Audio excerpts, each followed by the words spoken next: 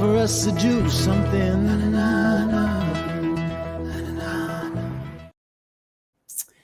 Good evening and welcome to Pellowe Talk. I'm Dave Pellowe, and tonight we're going to have a look at some of the headlines that have taken my interest. We're also going to have a look at what's taking your interest. Feel free to join the comments at any stage. Make sure you share this show with your friends and hashtag Pellowe Talk. That's Pellowe. And we will look forward to just having a conversation together, speaking on behalf of you and me. Anyway, speaking on behalf of myself, I'm looking forward to seeing exactly what you have to say about the different topics. Disagreement is welcome, not after an echo chamber. We are the acoustic treatment to the echo chamber, which is the lying harlot mainstream media. Look forward to looking at topics tonight such as Jacinta Price suing the ABC for racist defamation.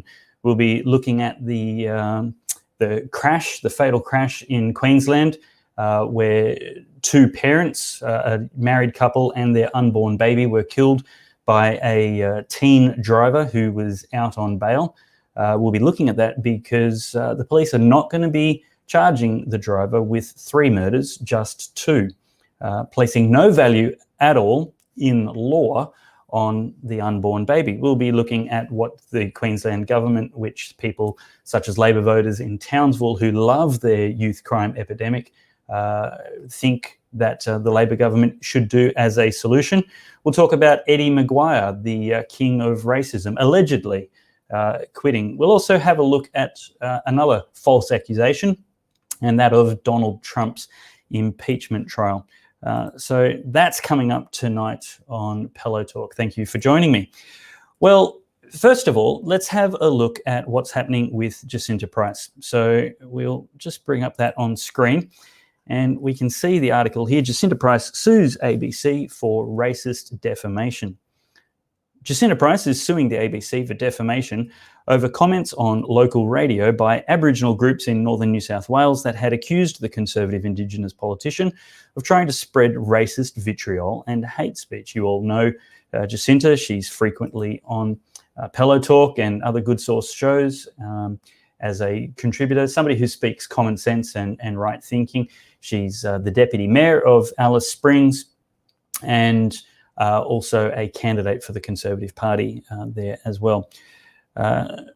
She is a Warlpiri Celtic lady suing the ABC over a report that delved into an effort by 9 local Aboriginal organisations to convince Coffs Harbour City Council to cancel her Mind the Gap speaking tour. If you don't recall that, she basically went on a speaking tour and people in Coffs Harbour wanted her obstructed and blocked from hiring the local public venue because they didn't like the things she has to say and they don't like her. They disagree with her politically, so they sought to defame her and cancel her, did so successfully, and the ABC gladly published all of those comments without any balance whatsoever. The radio report, broadcast on ABC Coffs Coast in September 2019, put the spotlight on freedom of speech by drawing national attention to the Conservative politician's staunch opposition to the idea that Australia Day should be moved to another date, something that even non-political Aboriginals do. We covered that, I think, last week on Pellowe Talk, where there was a lady in Burke who lived out on a former reserve in horrible poverty conditions, extreme poverty, and a town which has very limited services. And she was saying, well, you know, Australia Day is meant to unite us, and changing it's not going to help us. Ms Price, who launched defamation proceedings in September last year, settled her claim against the Coffs Harbour and District Local Aboriginal Land Council in November, but has continued to pursue the ABC for damages in the federal court. In an amended statement of claim filed in December, Ms Price says the ABC defamed her in multiple ways, including by conveying the meaning that she spreads racist vitriol, quote unquote, and intended to use her, quote, right-wing politics, end quote, to divide the Aboriginal community. Ms Price also claims the report conveyed the meaning that she encourages the type of attitude that once enabled atrocities against Aboriginal people after she labelled the rejection of her Mind the Gap talk by Coffs Harbour Aboriginal community groups as backward. And this is exactly what lefties do all the time. And I should say leftists. Leftists do this all the time, and lefties may sometimes do it. And the distinction for me is that leftists are somewhat radically adherent to an ideology, whereas lefties are less extreme and just more inclined to vote left of centre generally. And what leftists do is they simply completely forgive themselves for reality detachment, and instead they defame the person that disagrees with them, and they completely, dishonestly misrepresent the meaning of what they say.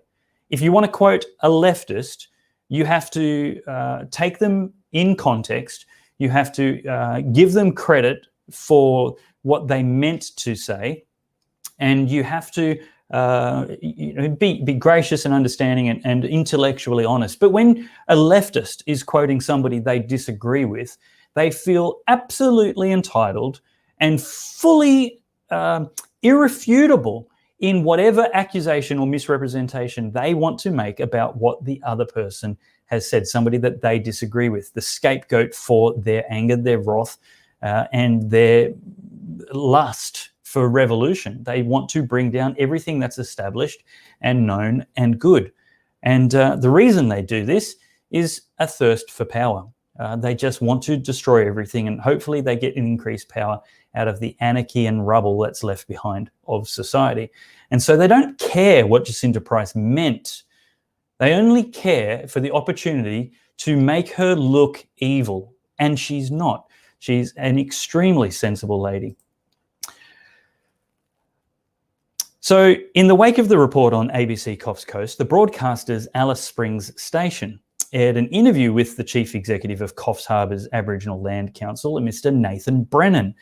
The amended statement of claim says the interview conveyed 13 defamatory meanings. So it doesn't even have to be their words. The fact that they conveyed the meaning may be articulated by somebody else without context, balance, or right of reply, as the ABC should do, is enough to make them guilty of this charge. Well, in my mind, guilty of defamation. Certainly they've published it as if true. The amended statement of claim says the interview conveyed 13 defamatory meanings, including she should not have been permitted by Coffs Harbour Council to speak in the town because she, quote, spreads hate speech, end quote, about Aboriginal people, and had tried to spread, quote, racist vitriol, end quote, to schools. I don't know that even if that was true, Coffs Harbour Council should ban her from using council properties. If she spreads hate speech and racist vitriol, she could be a leftist. Why would you ban them just because you disagree with them? What you do is make the venue available for somebody else with a right way of thinking. Continuing the article published in The Australian, it further states that Ms. Price labelled the Gumbaynggirr people, I apologise if I didn't pronounce that right, the local Aboriginal group, as backward. So the interview stated that Ms. Price labelled the local Aboriginal group as backward, the people as backward. Now remember, up ahead, she labelled, up above in this article, it details that she labelled the rejection of her Mind the Gap talk by the local Aboriginal group as backward. Their behaviour, their decision, their rhetoric, their immaturity was backward, not the local Aboriginal group. Again, truth doesn't matter to a leftist. By doing so, here's why they said it's important, this is why it's important to them that they attribute actual racism and hate speech to someone when they totally willfully misinterpret what she says and misrepresent what she says.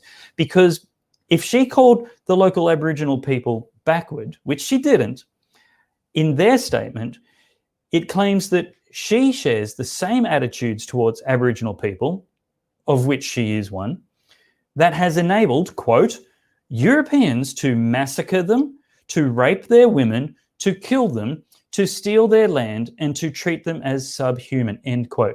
So these people are not interested in a reasonable, rational debate. They are not sincere at all. They refuse to debate. They simply want to demonize in the worst possible way. They're not just calling Jacinta racist. They're saying she is interested and intending to enable an attitude towards Aboriginal people which will encourage massacre, rape, murder, theft, and dehumanization. That is just unconscionable that these people think they deserve credibility in debate.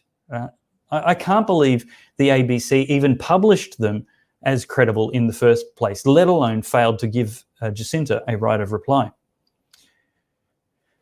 The publication greatly injured Ms. Price's personal business and professional reputation and caused her to suffer hurt feelings. In a statement on Sunday, a spokesman for the ABC said it had put forward a proposal to resolve the matter, but had not yet received a response. At the time, the broadcaster conceded it was remiss in not offering Ms. Price the opportunity to respond personally to local criticism.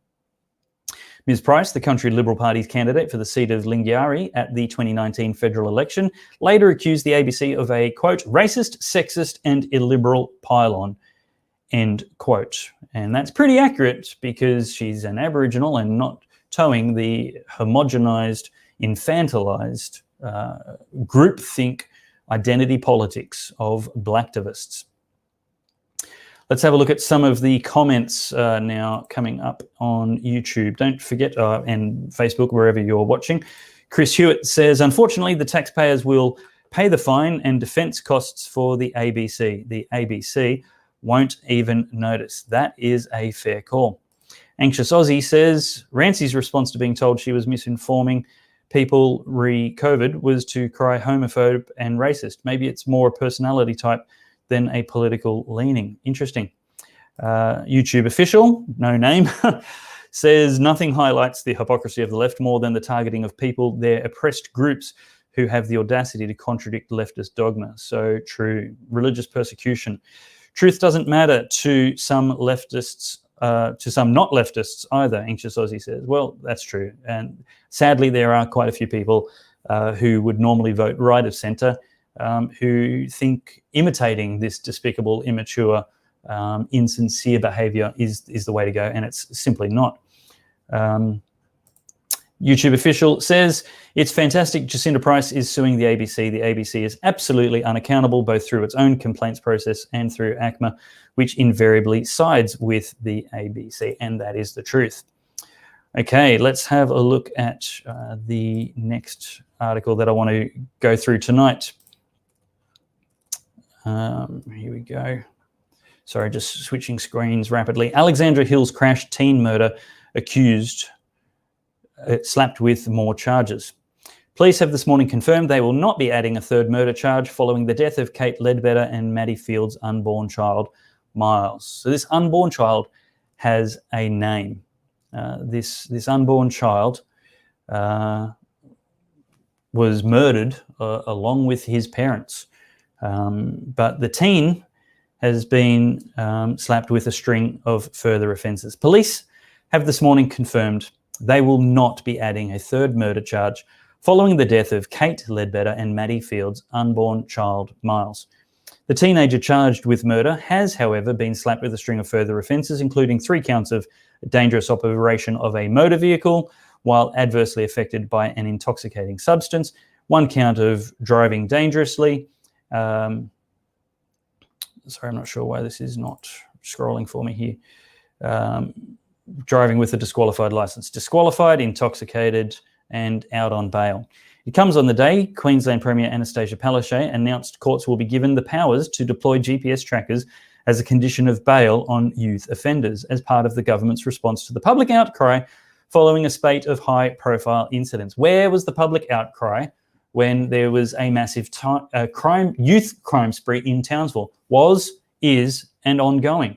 Why did the Townsville voters return the failed Palaszczuk Labor government, who is notoriously soft on crime? They actually undid good laws that the LNP had made under Campbell Newman, not because they had any evidence or any valid criticism of those laws, but because Campbell Newman was Premier when they were made, and they just like to destroy things. And so this is the wake and the legacy, not of Labor government alone, but of Labor government and Labor government enablers, aka Labor voters. Shame on you.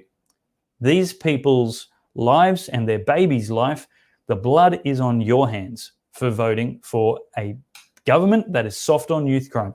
This is what you wanted more of. And maybe on balance of things, you thought that was a justifiable decision, but it was your decision. The couple, who were farewelled on Monday in a funeral for close family and friends, were walking their dog when they were hit and killed in a horror crash involving an allegedly stolen car. Disqualified license, driving intoxicated in a stolen car while out on bail. Wonderful specimen of humanity released by the laws and legislation and the courts of Queensland under this government. The teen was out on bail for driving offences, including running away from the police. Police allege the 17-year-old Waterford West male, whose initial charges included 2 counts of murder and 1 count of dangerous operation of a vehicle adversely affected by an intoxicating substance, was driving the stolen vehicle. Now, here's the interesting bit. I'm sorry you can't read this so well. Queensland Police Service Assistant Commissioner Brian Codd said there was no suitable legal framework to be able to apply the 3rd murder charge. Quote, "We have now received legal advice indicating that a specific charge of killing an unborn child under the provision of the Criminal Code is not available to us on this occasion." I'm going to read those paragraphs again. This is the legacy of Labor voters and Labor government. The Queensland Police Service Assistant Commissioner Brian Codd said there was no suitable legal framework to be able to apply the 3rd murder charge. They acknowledged that 3 people were killed. 3 living humans were killed. A mother, a father, and their unborn child, preborn child, with the name Miles. We named our kids long before they were born too. But this same Labor government at least is consistent in their disregard for the value and sanctity of living humans. This is the government that voted for full-term abortions with no restrictions in Queensland. You just need to say you want it. Then all your abortionist has to do is get a second doctor to sign off on it via an email or a phone call with no personal consultation of the poor woman having that abortion. That is unrestricted full-term abortion on demand, funded by the taxpayer, no pain medication required for the baby at late term in their termination, which is surgical, cruel, and horrific. And frequently, these babies can actually be delivered alive and then they are abandoned and left to die. This is not hearsay or hyperbole. This is the testimony of the Queensland Health Minister on record, on Hansard record in Parliament. This is a fact. Dozens of babies have been left to die after failed abortions. They're not given palliative care. They're not given life-saving measures when the woman is no longer pregnant. They are left to die. That, just as much as a medical abortion with a pill in the early stages, is unconscionable. And that is the culture of the Queensland Labor government and the New South Wales Liberal government and the Victorian Labor government and the South Australian Liberal government that is trying to pass the same or worse laws in all of their states, if they're not already there. This is horrific. Not only that, they refuse to allow any kind of protest or even prayer within 150 metres of these abortion clinics. Little wonder then that there is no legislative framework for the police to charge an unlicensed, intoxicated car thief who's out on bail for driving offences while running away from police when he kills a mother, a father, and their unborn baby. Why would the Labor government recognise the humanity of an unborn child and apply legal consequences when a third party, an unrelated person to that child, murders that child? They would have to acknowledge the humanity and sanctity and dignity of that living human child. Shame on the Labor government. Shame on you if you're a Labor voter. Murders This is absolutely the same as slavery, if not worse. At least the slaves got to live for a little while in total misery. You people who support abortion have absolutely no regard for the sanctity of human life whatsoever. You cannot support it 1 millimeter. A living human is a living human, and at every stage of development, they are entitled to the same dignity as every other living human at any other stage of human development. Little scientific names like fetus, zygote, embryo, these things make absolutely no difference to the fact that post-fertilization, 96% of biologists agree a new, unique, living human life has begun. Simple biology. It's not religion, it's basic humanity. This was agreed to and assented to in 1948 when the Universal Declaration of Human Rights was acknowledged. In the same year, the World Medical Association decided that the physician's oath should protect all human life from conception. Everybody knew long before Roe v. Wade, long before abortion got legalized, that life began at fertilization. This isn't a modern scientific breakthrough, but it has been confirmed over and over and over and over again by every scientific breakthrough. There is no science whatsoever that casts doubt on fertilization as the moment a new human life begins. Absolute consensus. Even when biologists surveyed a predominantly leftist, democratic, pro-abortion politically, they can't deny the science that each new living life is begun at fertilization. And where's the government to recognize this? And the federal Liberal government is no better. They have absolutely no problem, us taxpayers, being forced to fund the murder of living humans in the abortion industry. This secret slave trade, oppression of humans, genocidal, systemically racist, disproportionately targeting people of minority ethnic backgrounds and poor people. Absolutely appalling. And we have to fund it with our tax dollars. A very good reason to make sure you pay as little tax as legally possible to your state and federal government, because they are using it to fund genocide. Be generous, help people, but do so where you know it's going to go. Tax isn't the only way to be generous and provide welfare. Got me wound up. Let's move on to some more leftism. All right. We're going to have a look at Eddy McGuire. Now, we spoke about Jacinta Price being misrepresented a second ago. Let's have a look at the same thing happening to Eddy McGuire. Eddy McGuire quits as Collingwood president. Now, I have no love or affection for Eddy McGuire. I don't know if he's left or right. I don't really care.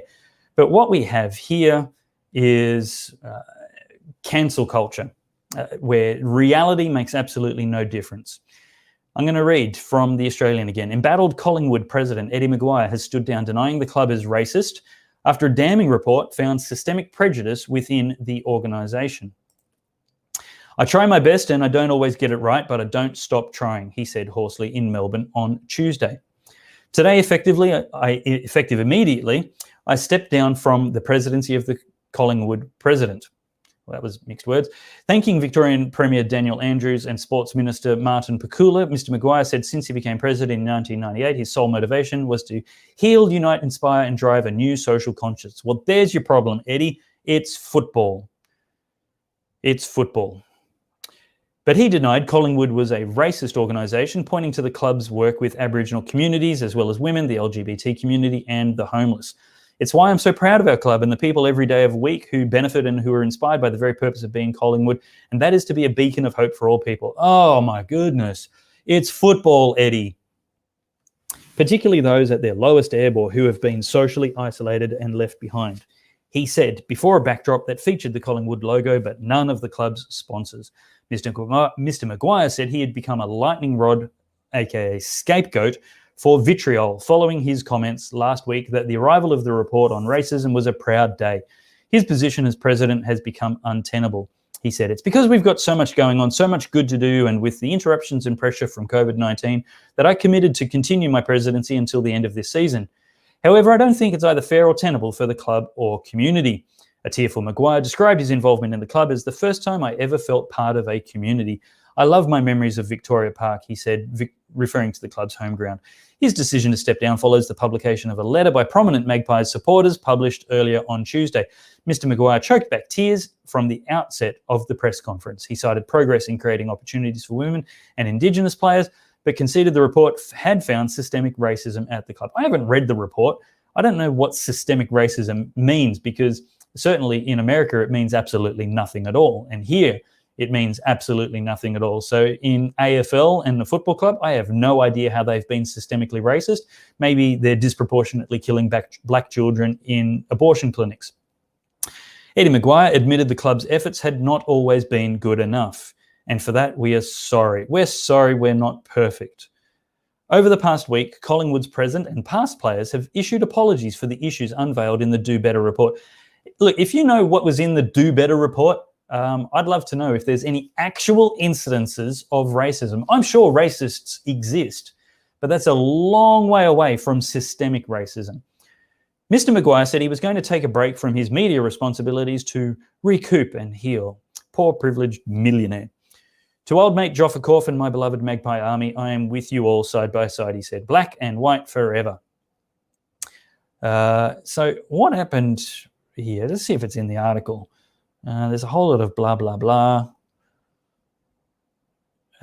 Okay, if you don't recall, if you don't know the story here, what happened was this report came out about systemic racism in the Collingwood Football Club.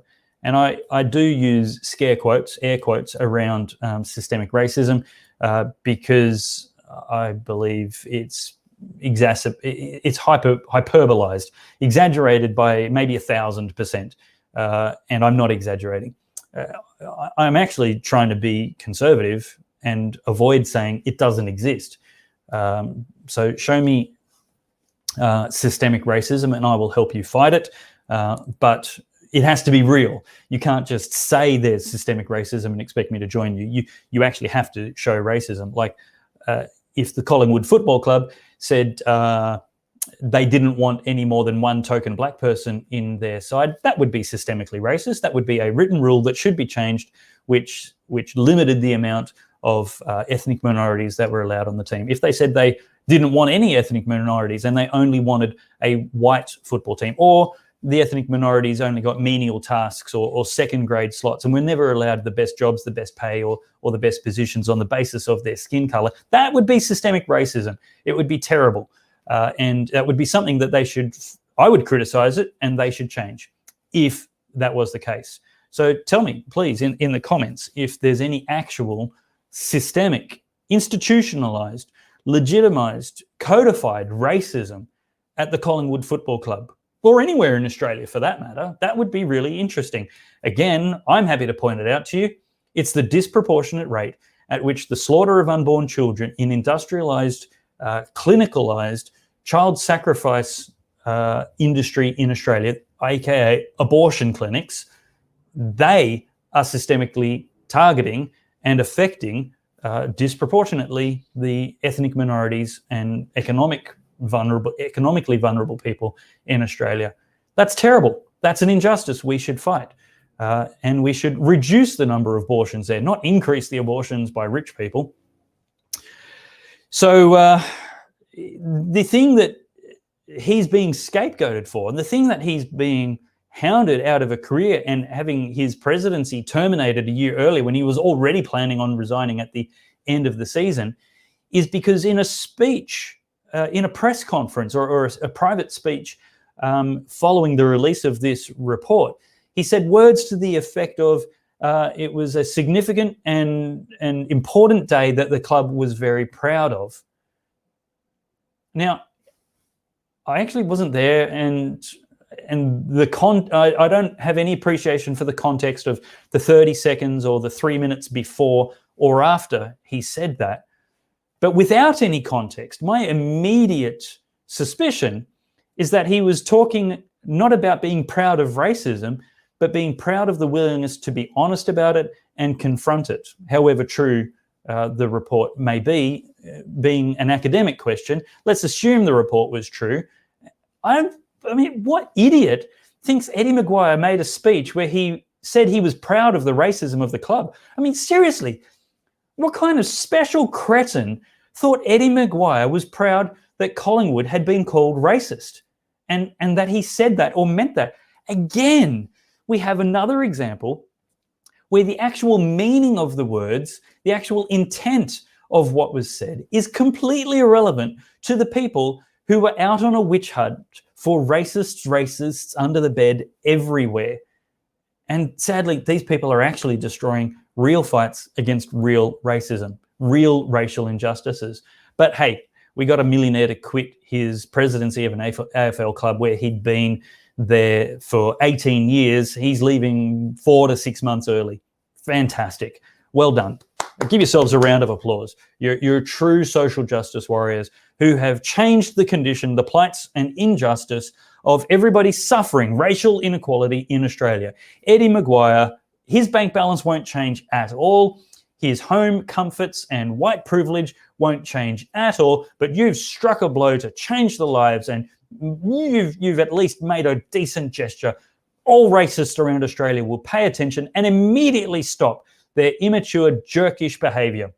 Their characters will be rectified completely immediately, because until you did this, nobody knew racism was bad or that there could be bad consequences for it. Well done to you. Advancing Australia says the whole Collingwood issue revolves around middle-class women imposing their morality on working-class men. You sexist. Anxious Aussie says they'll get another Raylene in to replace him. Well, goodbye Collingwood if they do that. She's very good at taking a club and turning it upside down.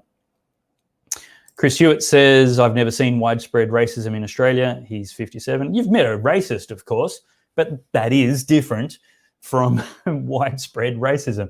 It's like I've met an alcoholic, and no, there is no systemic alcoholism in Australia. There's lots of alcoholics, but there's no systemic alcoholism where there's any rules, regulations, or codification legislation that actually says alcoholism is good. There is no systemic about it. Advancing Australia says, I've read the report, thank you. There is not one allegation in the document. It's a must read and relies heavily on scare quotes with no evidence. It's a document that relies on concepts of anti-racism.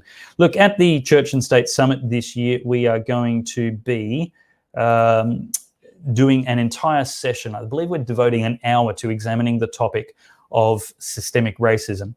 That is something I would really encourage you to come to. It's a Christian conference designed for Christians. We're going to be looking at God's view of racial justice and what the Bible has to say about it, because so many of these ideas are good values that have just been used to bludgeon people with, and that's certainly not the way justice should work. We should pursue justice, but when for example, Jesus said, "Man, the Sabbath was made for man, the day of rest. Good things in the law were made to bless us.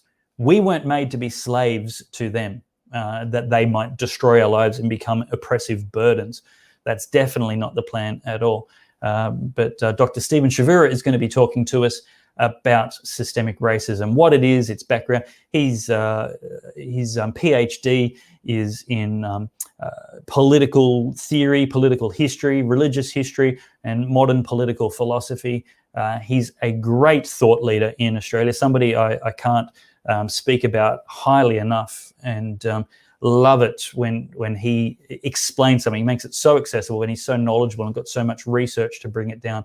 So let's have a look and let's understand exactly what critical race theory is. If you just want to check out that one video and a couple of the others, or you're too far away from Brisbane or Hobart and you can't get to the conference, you can always still register as if you're going to the conference and just choose the video ticket option, and that's only $20. So can thoroughly recommend that for you.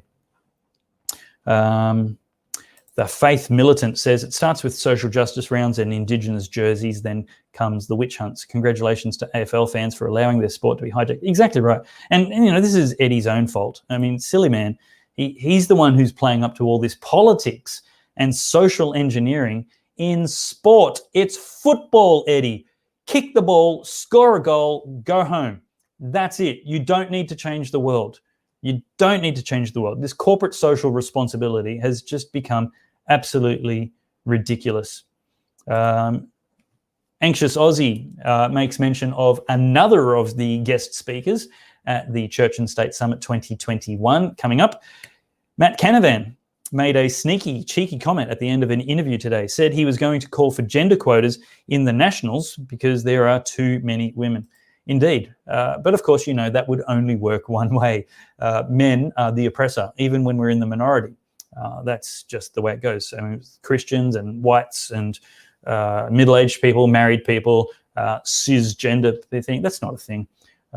If you're not confused, that doesn't get a label. That actually doesn't get a label. That is statistically normal.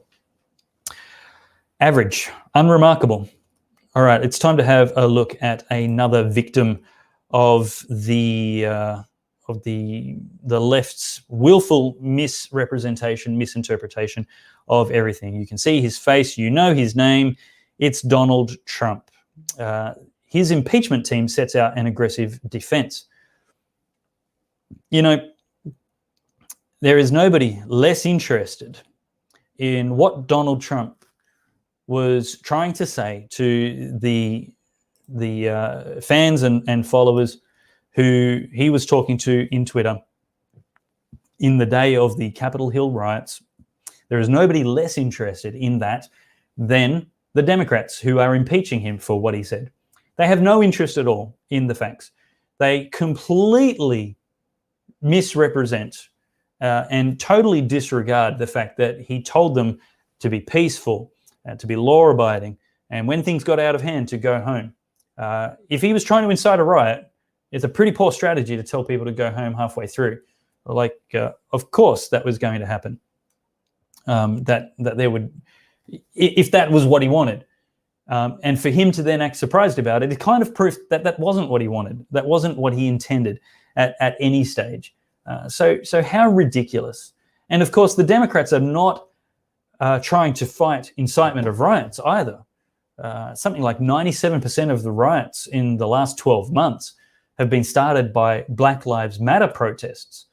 The Democrats are not interested in those at all. And of course, those aren't just riots. Those are where they're burning down police stations, invading federal buildings and courthouses, and all the ingredients of the Capitol Hill riot times 10, and then scores and scores and scores of those results, which were totally incited, supported, and applauded by many Democrat politicians, candidates, and personalities, media, and all the like.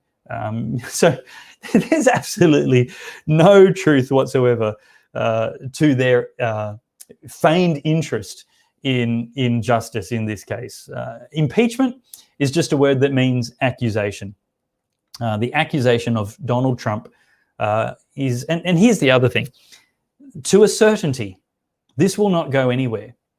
To a certainty, this is a show trial with no justice at all. It's a mere pretense that the charges are valid, credible, or coherent, that they have any basis in evidence whatsoever. And the mere fact is that the charges have been laid by the House, the accusations made by the Congress, and now they have to go to the Senate, where there is an absolute certainty that Donald Trump will be acquitted. An absolute, his defense doesn't even, I mean, we're going to have a look at his defense now, but his defense doesn't even matter because he's going to be acquitted. The vast majority of the Republicans in the Senate do not believe that this is even constitutional. He's not the president. You can't impeach somebody who's not in office. The point of impeachment is to, if convicted, remove from office. That's the only point. The only point of this. Now, of course, the Democrats' strategy that they hope to ban him because once impeached, if convicted, once convicted in office, you can't stand for any public office again. So the Democrats are just desperate to head off Trump's possible recandidacy in 2024. The thing they fear more than anything else is somebody who disagrees with them having any power whatsoever. They're not interested in democracy. They're only interested in power. They're not interested in the will of the American people. They're only interested in power. That's why it's get Trump and get whoever else represents him and his agenda, his common sense, his right thinking, his policies of ending dependence on China and funding child sacrifice, industrialized child sacrifice. Let's read this article in The Australian by David Charter. Donald Trump's legal team set out an aggressive defense strategy for the former president before the beginning of the historic second impeachment trial on Wednesday, with a call for senators to reject this brazen political act. Of course it's a brazen political act. Well said. It's purely political, nearly perfectly down political lines, with a couple of rhinos thrown in for good measure. The fact is that there's not a lawyer needed, a judge, a reference to constitution or constitutionality. This is absolutely incredible. In answer to the charge of inciting insurrection over the mob attack on the US Capitol last month, Mr. Trump's team sought to turn the tables on Democrats by accusing them of being a danger to democracy for bringing the prosecution against him. Absolutely. Democrats said they will show that Mr. Trump summoned the large crowd of his supporters when Congress met to ratify the election, intending to trigger violence when he urged them to fight like hell, and that his pressure on election officials to find votes proved his desperation to retain power. That's the pot calling the kettle black.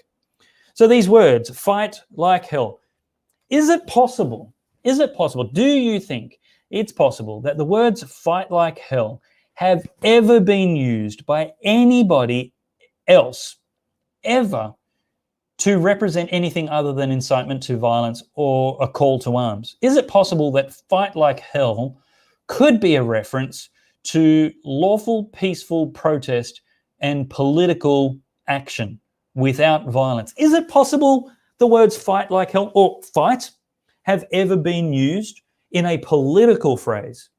Or is it more possible that Donald Trump, President of the United States, who's gone through all the court motions and everything else necessary legally, who at the same time, at the same speech that he said fight like hell, instructed peaceful marches on the Capitol Hill, is it possible that he actually just wanted a peaceful protest as per the context and reasonable inference of everything that he said? Maybe. Mr. Trump, 74, is the first US president to be impeached twice, because we've never had such a recklessly vandalistic, anti-democracy opposition as we currently have had. It has never been more polarized, because wrong-thinking people, leftists, have never been more determined to overthrow Donald Trump. Evidence? The last 4 years, 5 years now, 4.5 years, since the 2016 election and the 2017 inauguration, they have never for once accepted him as their president or gotten on board with a basic level of cooperation. They've only ever, with Russian collusion and all kinds of other strategies, they've only ever been trying to undo his presidency. That is why impeachment has happened twice, because it's an indictment on the opposition, their lack of grace, their lack of maturity, and their lack of respect for democracy. So look, there's no chance at all that he is going to be impeached. No chance. No, I mean, he's already impeached. There's no chance at all he's going to be convicted. Every chance, every probability, he will be acquitted. Okay. And look, there's plenty of video testimony of really credible people, really mainstream, very peaceful, very law-abiding, respectable people who were at that Capitol Hill protest for the entire thing. And they were absolutely shocked and horrified. They said the behavior of everybody was really great. And there was these outbreaks and minority scuffles and things that went on. And that's not to downplay how bad what did happen, but it's certainly not representative of the nature of the event or the vast majority of people that were there. Now, if anybody was to say, well, you can say the same thing about the Black Lives Matter protests, well, that cuts both ways. They did say the same thing about the Black Lives Matter protests, and all of a sudden, the behavior of the majority of people doesn't matter when it's in your political favor to tar them all with one brush. Well, if they were mostly peaceful protests with burning buildings in the background, then the Capitol Hill protest was also mostly peaceful. And of course, when the Black Lives Matter protests were happening, we were saying, charge the criminals, let everybody who's obeying the law and following police directions go home. And it was the Democrats who said, no, they're justified, they're rationalized, and they're understandable. But now we're saying, hey, we're still saying be consistent. I don't care if they're on our side or not. Charge them with a crime if they broke the law, and absolutely throw the book at them. They should not be violently demonstrating at any stage. That's my opinion. Chris Hewitt says, we're going to wrap it up now. The second impeachment will flop in the Senate again. What will they do next? Pelosi and her friends are unhinged. Well, Chris, my prediction is they will try to add the two states, Washington, Columbia, the District of Columbia, and what's the other one? Please help me. Can't remember it right now, but there's one of the territories of American Samoa. No, anyway, there's one of the territories, Puerto Rico. Forgive me, I'm just guessing now. Tell me in the comments if you can think of it. But they will add those two states, which will give them extra senators, which will give them, their left-leaning states. So those territories, those American territories, have already had referendums, so they're easy to add with the approval of the Congress and Senate. Chris, the other thing, they'll stuff the Senate, they'll pack the Senate, they'll pack the bench. They will expand the Supreme Court to remove that last check against executive excess, which is absolutely what they're doing.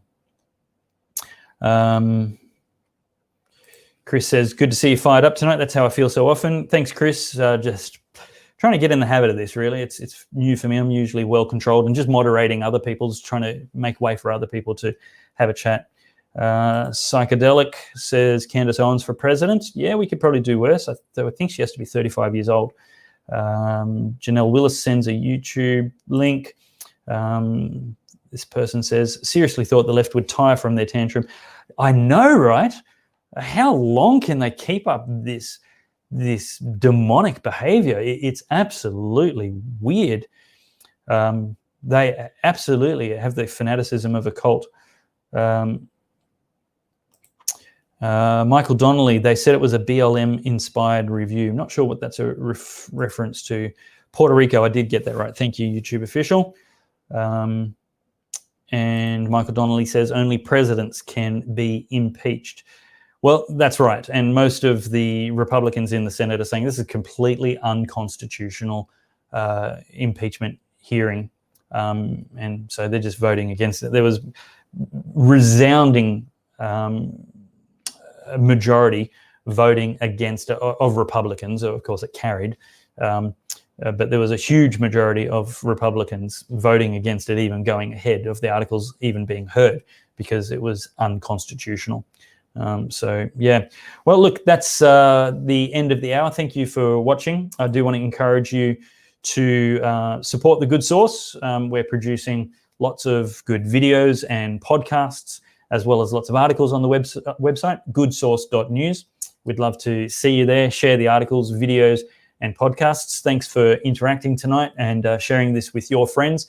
Don't forget, the only way to guarantee that you will hear from your favorite Good Source writers and presenters when we get kicked off the corporate giant social media channels. It's a matter of when, not if. The only way to ensure against that day and make sure that they don't get to choose what you see and hear is to go to the website and subscribe. You should also put your hand in your pocket for $5, $10, $20 a month voluntarily. This is completely free. It's no scam. But if you would support us, that would be greatly appreciated. This kind of work is not free, and we really need to get more staff to enable better research, better production, and more shows, more content, so that you can get off the mainstream media and onto the media that you choose and would like to hear from. That's streaming content that you can watch and review at a time that suits you, from voices you can trust, to be transparent about their sources and prejudices. I'm Christian and generally conservative. And if you bear that in mind when I say things, you can, weigh things accordingly. Two police and Antifa were amongst those that went into the building. So there's a bunch of good comments there. Look, just following on that thought, head to goodsource.news every day for daily videos and podcasts. And we would also like you to help us fight fake news by becoming a monthly supporter. You can follow me on Facebook, Twitter, and Instagram. Haven't gotten around to doing those new, smaller social channels yet. However, I am on those main three, as well as YouTube, just at Dave Pellowe. Don't forget, I would really love to see you at the Church and State Summit. We have, I think, about 50 seats left. They are selling out fast. It's unlikely they'll be available at the door. If there are any tickets left, you can get them at the door. But jump in now. I think you've got the rest of this week to get an early bird special. It runs out before Valentine's Day. But you can get the entire summit, 12 sessions, I think, 12 hours of viewing for just $20. It's not even $1 a video. And if you can't afford that, I will donate it on your behalf. But fantastic content, and you'll get to watch that live. We've got Senator Matt Canavan, we've got Senator Amanda Stoker, we've got George Pell, Carl Faze. We've got a great afternoon that's designed to build the confidence and courage, afternoon and evening on Friday, designed to build the confidence and courage of Christians to participate in the public square. Something very, very close to my heart is to get people like me, my tribe, evangelical, Pentecostals, Protestants, Catholics, anybody who calls themselves a Christian, to get off the sideline and into the political fight. Look, I'm going to finish up with a quote on that note. And I'm going to switch camera views while we're at it. And this is a quote from one of the famous preachers of the last century, Charles Finney. And he says this so well. This is the whole purpose and spirit, the objective of the Church and State Summit. If you're not a Christian, you should support this, because this is good for the nation.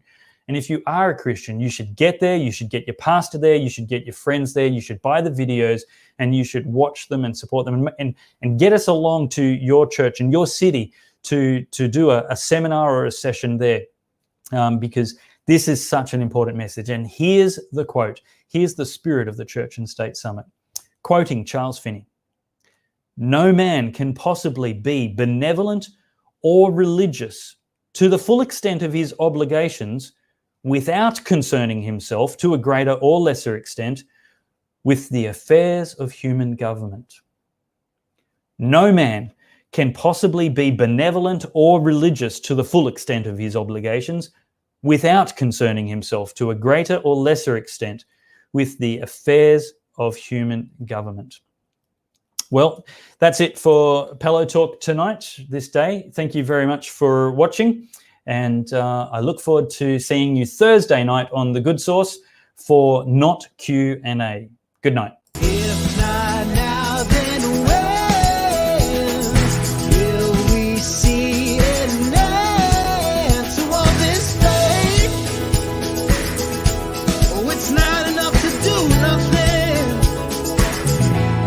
It's time for us to do something.